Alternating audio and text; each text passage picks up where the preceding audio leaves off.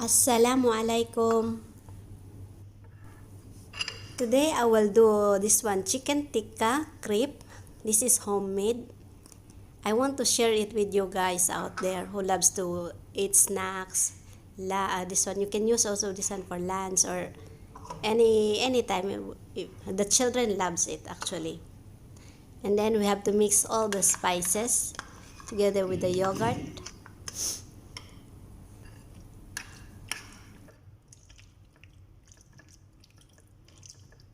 We'll mix it nicely and keep it aside.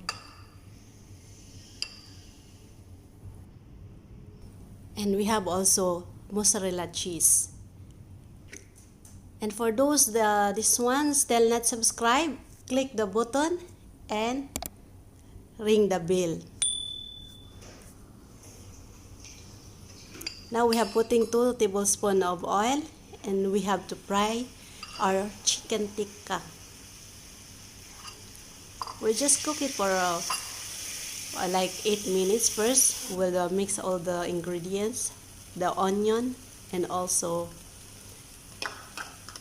our chili.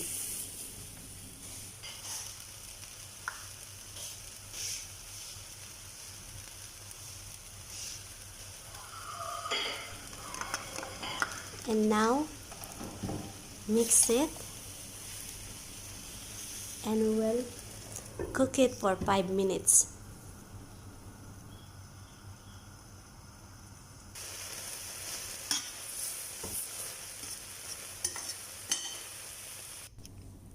After 5 minutes, keep it aside.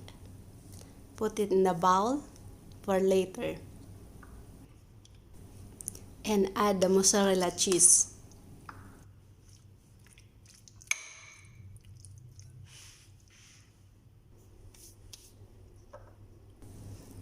Now we have to mix our crepe.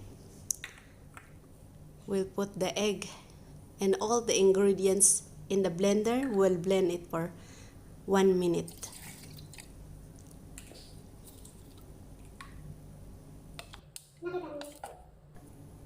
And for those still not subscribed, click the button, the red button, subscribe, and then ring the bell for notification.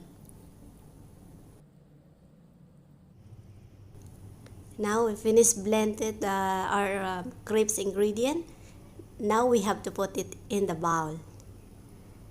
And we have to start and fry this one. Now we have to cook the crepe. We'll do like pancakes, but it's this one, crepe is very thin. We have to cook it for this one 1 minute each side.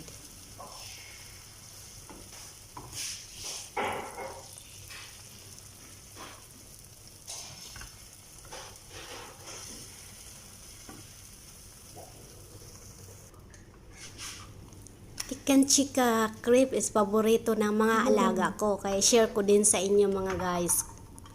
Have fun cooking in the kitchen. In the kitchen, like for me, it's like an adventure. I can explore myself, anything, I'm being myself. And thanks to my employer. Now we finish all doing this one crepe.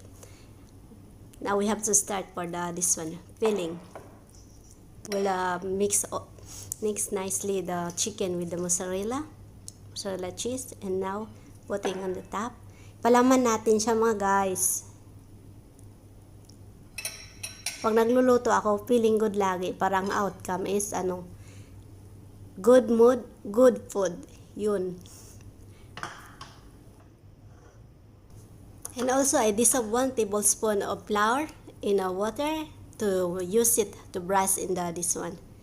Para dumikit siya, ganun. Tapos, fold natin siya both side. But we have to brush another small amount of flour to be stick together on each side.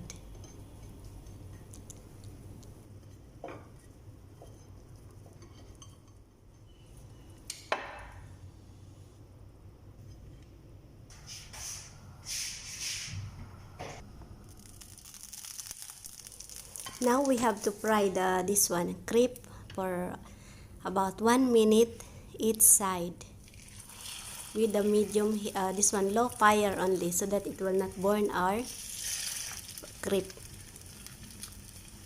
and cover it.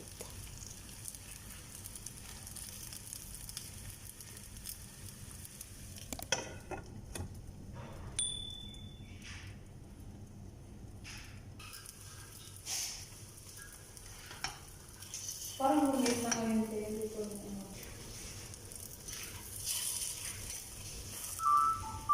Yung anino. Now our chicken tikka crepes is ready to serve. Enjoy eating!